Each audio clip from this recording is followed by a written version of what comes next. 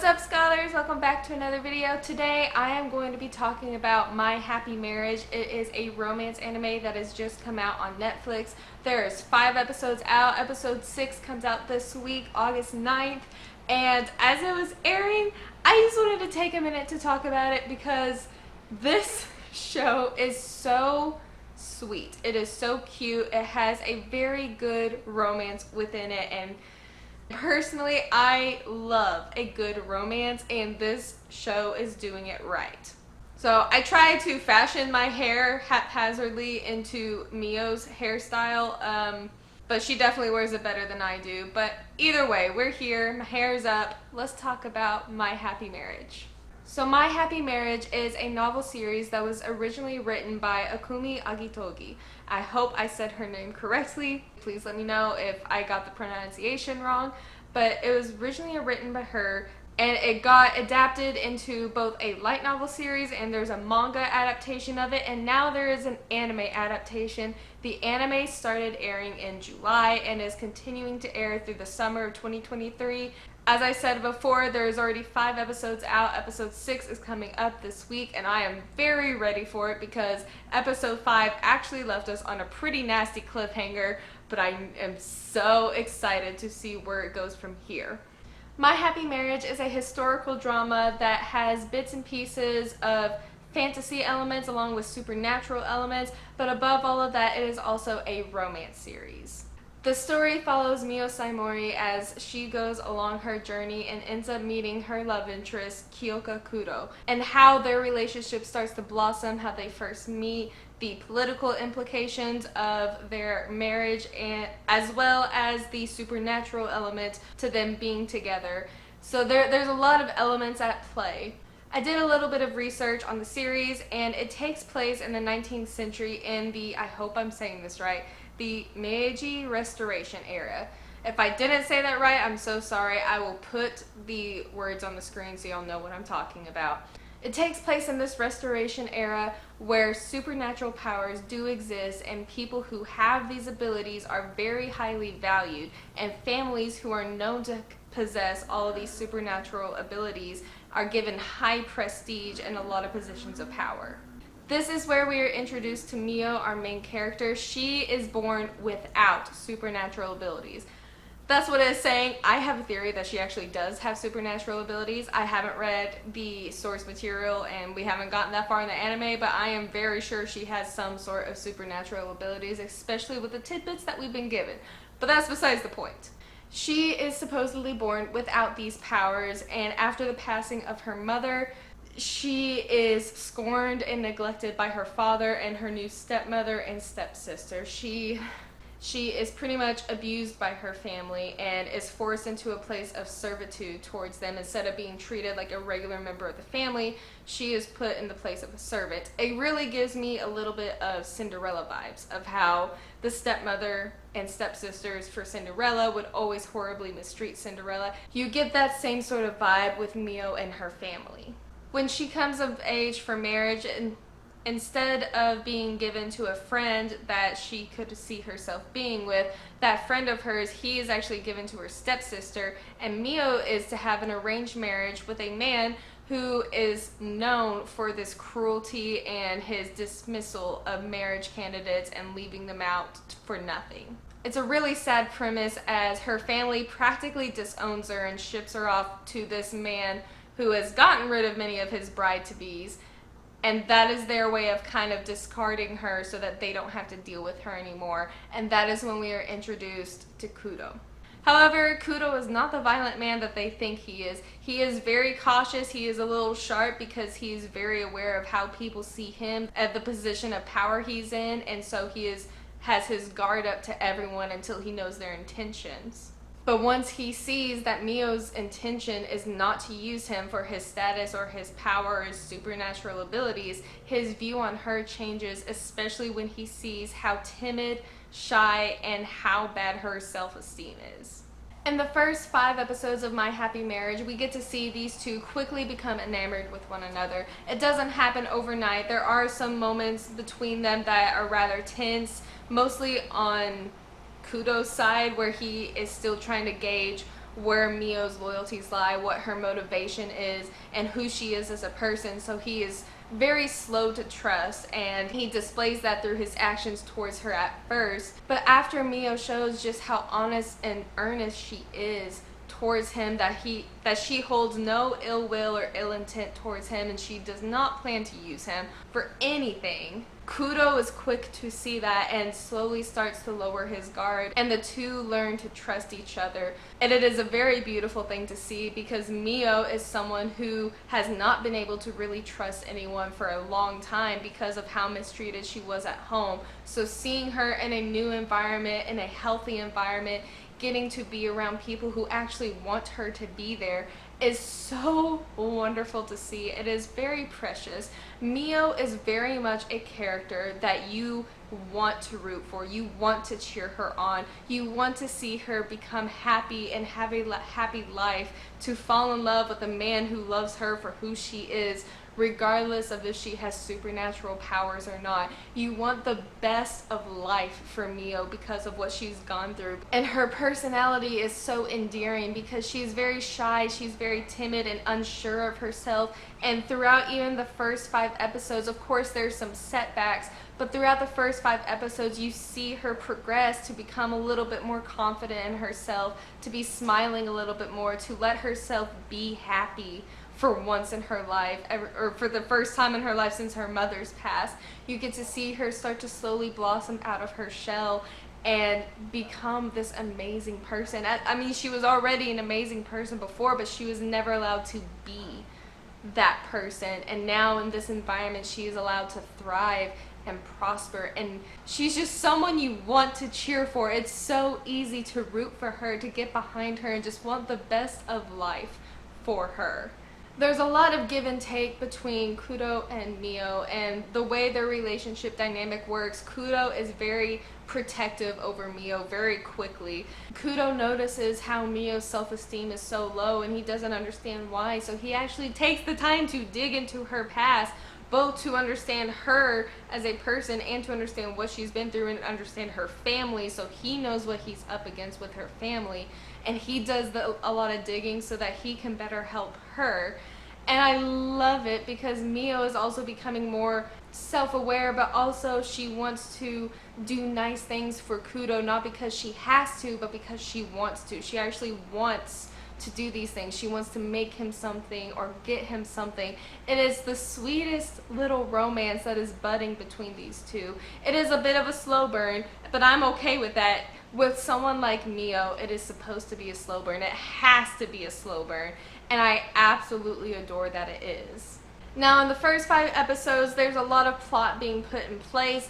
There has been a lot of things that have happened, but you know there's a lot building in the background, like with Mio's family situation and her stepsister figuring out that Mio was actually accepted by Kudo, and she can't stand that because that means Mio is in a better position than her. So you have this dynamic against Mio and her family. You have Kudo doing his best to try to protect Mio, and then you have his job, which has a lot of intrigue there. With the supernatural abilities, there's a lot going on. There's a lot quietly happening underneath that is starting to build up into something really interesting. So I'm very curious to see where the plot goes from here. I left a lot of things out. I gave more of a premise of the show because for those who haven't watched it, just this little premise is not enough to spoil what happens in the show. There is a lot that goes on that I haven't even touched on. But yes, My Happy Marriage is shaping up to be a wonderful, wonderful romance and a historical drama. I love the direction it's taking. Episode 5, the cliffhanger that it left on. Ooh, I'm so excited because we're really gonna see how much Kudo cares for Mio, and I am excited to see it. For those who aren't typically fans of romance, I would suggest giving this one a try. It is a very subtle romance, a very subtle slow burn between the two. It is something where you see Mio's character and you're just drawn to her. She's so endearing, and as I said before, you want to root for her. She's a character that anyone can root for, whether you're a fan of romance or not. You see her and you want to root for her. And it's not just strictly about romance. There's a lot of political intrigue. There is, again, the supernatural element and the powers that they're protecting against. There's a lot of historical premises with how things are getting handled that I'm sure we are going to be getting more of. And again, with the whole supernatural powers and the lack of powers from Mio, I know that's going to be delved into a lot, and that's going to bring up more plot points. And again, the drama between the families as they are battling over Mio, pretty much, as they are battling against Mio, is very, very interesting. Yes, it is a romance. It is very much a romance, but there's so much more to it than just the romance. But the romance is done so well and so subtly. It doesn't feel shoved in your face. It doesn't feel over the top or anything like that. It is just a good, soft romance that I am adoring to death. I am loving it. Now, Mio, I've talked about her character a lot, but yes, she's a very shy, a very timid character. She has low self-esteem at the very start of the show. And she has a lot of trauma that she is trying to work through, especially after she moves away from her family, away from the source of that trauma. If anything, this is Mio's story. This is a story where you get to see her come into her own, to become happy, to realize the power she has, what she can do, how she enjoys being with someone else who can make her happy and who she makes happy. It is a really lovely story about a woman who feels loved and happy for the first time in a long time, because she is now in a new environment and has people around her to support her. And it's not just Kudo, there are others around her who show that love and support to Mio, which I think is just truly, truly remarkable. Kudo, on the other hand, is a very strong, powerful character. He is very cautious, and he is very smart and intelligent, very gifted.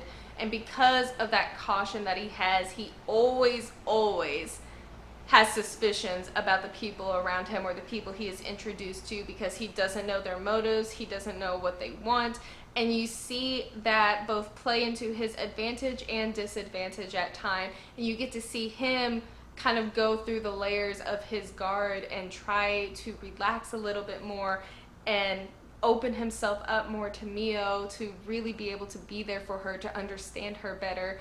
It is interesting to see this character who is stern, hardworking, diligent, and is overly cautious and very strict about things, especially at his workplace. When he gets to his home and he sees Mio, he has literally the biggest soft spot for Mio. It is adorable. He has a soft spot for the people in his life, and Mio has taken the biggest part of that, and it is so fun to see their dynamic, to see how they interact with each other, the openness, the communication between them, which is lovely. I love the communication between them. They're a very, very solid couple, and I am rooting for them with everything I have. I'm not sure how long the series is going to be. I know Netflix is going to be streaming it for the duration of the summer 2023 season. I think there probably will, if I had to guess, I'd say there'd be 12 or 13 episodes. That's kind of typical for these types of shows. I would be guessing it'd be 12 or 13, but I am very excited for them. We've already gotten a lot of good content in the first 5 and soon to be 6 episodes by the time this video comes out. And I'm very excited to see how much more we get during the rest of season 1. This anime is really making me happy, and I've said this before with a couple of anime that I've seen seasonally that have just really sparked my interest, as I will be running to the manga, or in this case probably the light novel, to finish reading as soon as the season is done, because these characters are so endearing to me. They're just so precious, and I want to learn more of their story. I want to see how everything plays out between them. If you haven't seen My Happy Marriage, I would highly recommend it. It is very sweet, a very, very sweet story, and I think we need more stories like this. I would highly recommend it. It's on Netflix. Go give it a watch if you can. I'm very excited to see how the rest of this season wraps up. Possibly whenever season 1 finishes, I might do a full review with all the details, all the spoilers. I might do something like this. There's not a whole lot of spoilers in this video. It's more of like an overview and premise about the concept of the show. I've given away a little bit, but not too much that would actually spoil the show for anyone. So I hope you enjoyed this review. So I will be watching My Happy Marriage on August 9th to see how episode 6 pans out. I hope y'all do too. If y'all have seen My Happy Marriage, let me know down in the comments what you think of the show. How do you think they're handling it? What you think of Mio and Kudo and all the other characters? What do you think of the story? If you have read the light novels and the source material, please let me know how they're handling the adaptation, how it's translating, if it's going as well as you think, or if it's kind of good, or however it is. Let me know what you think down below.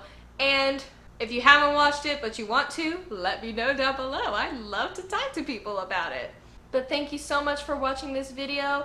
Next week I will be doing my read with me for Punk Hazard on Tuesday, and then that Thursday I will be doing a video over Luffy. I am going to do a character analysis of Luffy up to the point where I've read, but I'm going to be doing a character analysis of Luffy because he is a fantastic character. So be on the lookout for those two videos. I will be doing Punk Hazard the week after it, and then something special for the last week of August. If you want updates on what's going to end up taking that last spot for August, be sure to keep an eye on my community tab because it will be posted there first. Other than that, thank you all so much for watching, and I will see you next time, scholars. Bye!